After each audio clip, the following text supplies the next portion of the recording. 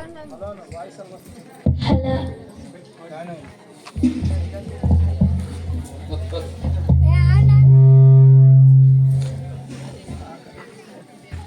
నేను బడికి వెళ్ళి వస్తానమ్మా. అలాగేనమ్మా, జాగ్రత్త.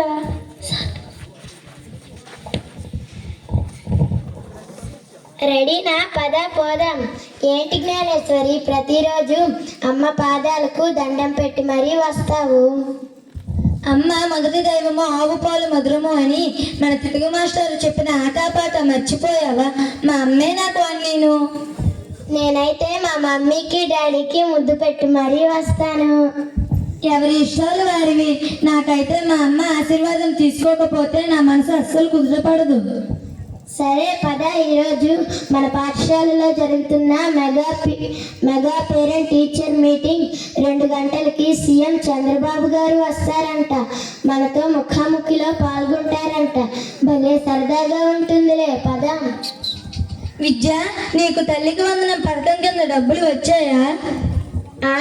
మా తమ్ముడికి నాకు మొత్తం 26,000 రూపాయలు బ్యాంకు ఖాతాలో పడ్డాయని మా అమ్మ చెప్పింది. మా పొరుగింటి ముస్లిం ఆంటీకి 5 పిల్లలని 65,000 జమ అయ్యాయని మా అమ్మతో చెబుతుంటే విన్నాను. మరి నీకు? ఏమో, నేను అడగలేదు, కానీ పడే ఉంటాయిలే. అవును, చదువుకుంటున్న మన కోసం ఇంత ఎక్కువ డబ్బులు ఎందుకు ఇస్తున్నట్టు? పేదింటికి చెందిన మన బోటి వారికి కూడా మెరుగైన విద్య అభ్యసించడానికి, చదువుకునే స్తోమత లేని తల్లిదండ్రులు కూడా తమ పిల్లల్ని బడికి పంపి చదివించాలని. అవునా? మరి మనం చదువుకుంటే సీఎం గారికి ఏంటి లాభం? మరి అదే, మనం చదువుకోవడం వల్ల మనం అభివృద్ధి చెందడమే కాక మన కుటుంబం అభివృద్ధి చెందడమే కాక మన చదువు విలువైన మానవ సంపదను సృష్టిస్తుంది. అదే మన దేశ సంపదకు మూల కారణం అవుతుంది. ఒక దేశ అభివృద్ధి ఆ దేశ మానవ వనరులు అక్షరాస్యతపై కూడా ఆధారపడి ఉంటుంది. Sounds good. సీఎం గారు మన చదువుల కోసం ఎంత బాధ్యత తీసుకుంటున్నారో. అవును, ప్రతి తల్లిదండ్రులు కూడా తమ పిల్లలను పనుల్లో పెట్టకుండా బడియుడు గల పిల్లలందరూ బడిలోనే ఉండాలని ప్రతి విద్యార్థి తల్లులకు కూడా ప్రోత్సాహకరంగా ఈ డబ్బులను జమ చేస్తున్నారు.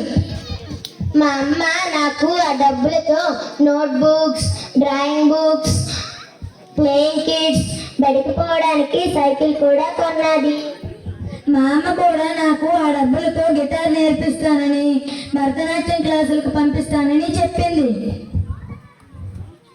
ఓ సూపర్! ఈ పథకం చాలా బాగుంది కదా.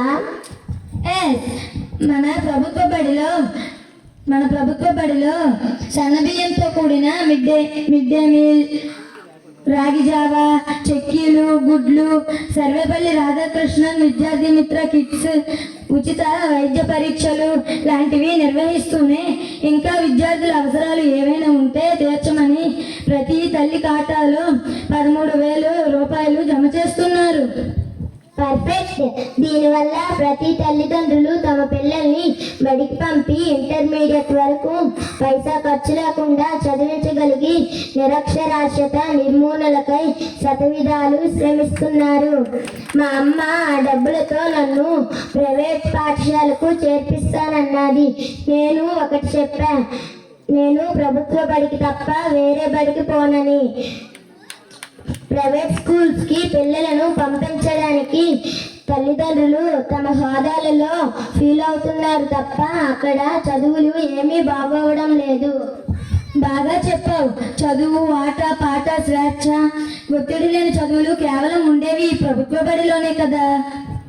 అందుకేగా మనం ఈ ప్రభుత్వ బడిలోనే చదువుతున్నాం. పిల్లలు ఎక్కడికి ఉండిపోయారు? త్వరగా రండి, సీఎం గారు మీతో మాట్లాడతారంట. మంచి ప్రశ్నలు వేయండి, సమాధానాలు చక్కగా చెప్పండి, తలతిక్క ప్రశ్నలు వెయ్యకండి. అలాగే టీచర్.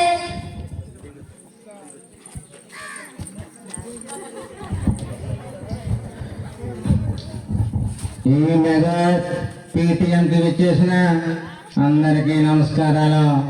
పిల్లలకి నా ఆశీస్సులు. ఈరోజు ఆంధ్రప్రదేశ్ ప్రభుత్వం పిల్లల చదువుల కోసం ఎన్నో కొత్త కొత్త సంస్కరణలు ప్రవేశపెట్టాం. అవన్నీ పిల్లల తల్లిదండ్రులకు తెలియజేసి విద్యా వ్యవస్థను మరింత బలోపేతం చేయడానికి ఈ మెగా పీటీఎంలకు శ్రీకారం చుట్టాం. సహకరిస్తున్న మీ తల్లిదండ్రులందరికీ ధన్యవాదాలు.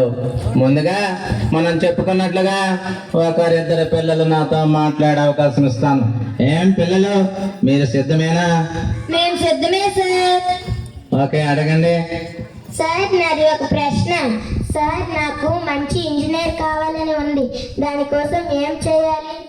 తప్పకుండా మీలాంటి పేద పిల్లల కోసం IIITలు నెలకొల్పాము. ప్రభుత్వ బడిలో చదువుతున్న మీరు బాగా చదివి 10వ తరగతిలో ఎక్కువ మార్కులు తెచ్చుకుంటే IITలో సీటు వస్తుంది.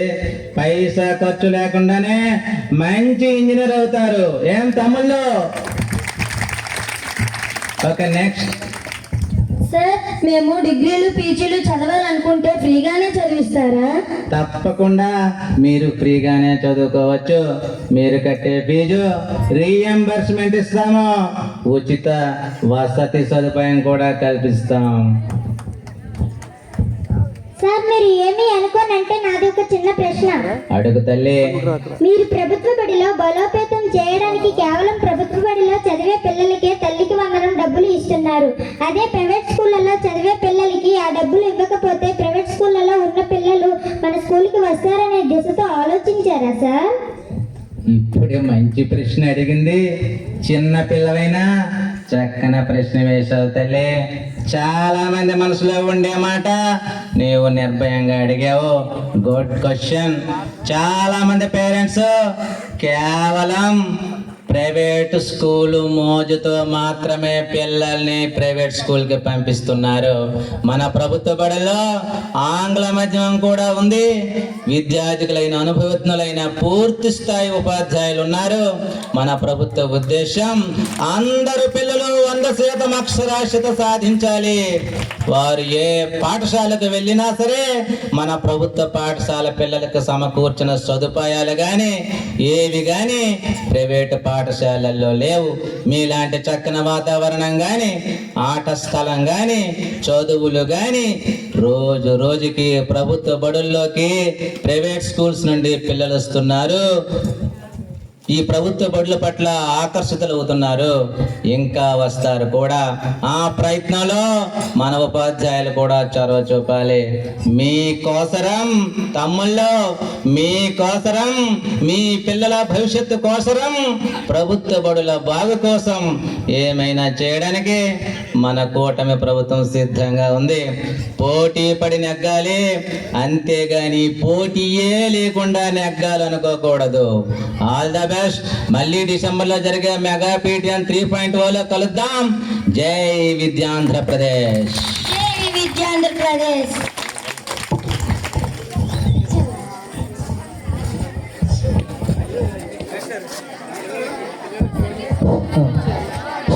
అయితే సీఎం గారి